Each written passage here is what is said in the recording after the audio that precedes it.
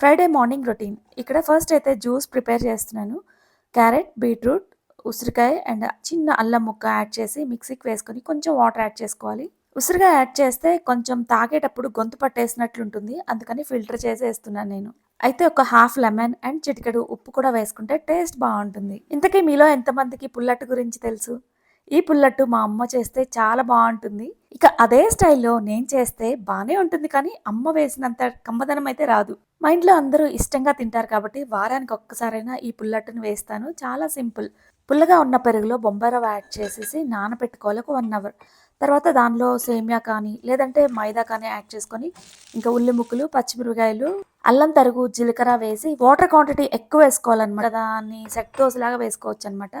చాలా టేస్టీగా ఉంటుంది. నిన్న ఫ్రెండ్స్తో కలిసి ఇంటి దగ్గర ఎగ్జిబిషన్ ఉంటే వెళ్ళాము. అక్కడ క్రాకరీ యూనిట్ కనిపించింది, సిరామిక్వి. సరే అని తెచ్చేసుకున్నాను అనమాట. ఇక్కడ దోశ వేసుకోవట్లేదు, నేను ఓట్స్ ప్రిపేర్ చేసుకుంటున్నాను. అంటే దోశ బ్యాటర్ అయిపోయిందనమాట. ఇన్స్టెంట్గా ఓట్స్ ఉంటాయి కదా, అప్పటికప్పుడే బ్రేక్ఫాస్ట్ ప్రిపేర్ చేసుకోవచ్చు. హెల్తీగా తింటూ ఉంటాను నేను.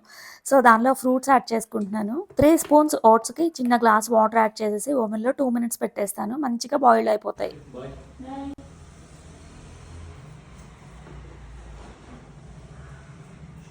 ఇక మా వారు ఆఫీస్కి వెళ్ళిన తర్వాత ఇల్లంతా ఖాళీ అయిపోతుంది. ఇక పనులన్నీ కంప్లీట్ చేసుకున్నాను. ఇక కర్రీ అయితే ప్రిపేర్ చేస్తున్నాను. ఈరోజు వచ్చేసి క్యాబేజీ ఫ్రై చేస్తున్నాను.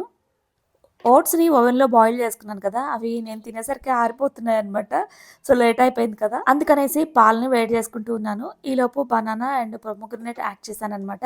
అరటిపండు తొక్క మీద కొంచెం హనీ యాడ్ చేసేసి ఫేస్కి అప్లై చేసుకుంటున్నాను. పండ్ల తొక్కలు, కూరగాయ తొక్కలు అన్ని కంపోస్ట్ చేసి పైన టెర్రస్ మీద ఉన్న మొక్కలకి యూస్ చేస్తుంటాను. సో ఇలా నా డేని హెల్తీ బ్రేక్ఫాస్ట్తో స్టార్ట్ చేశాను.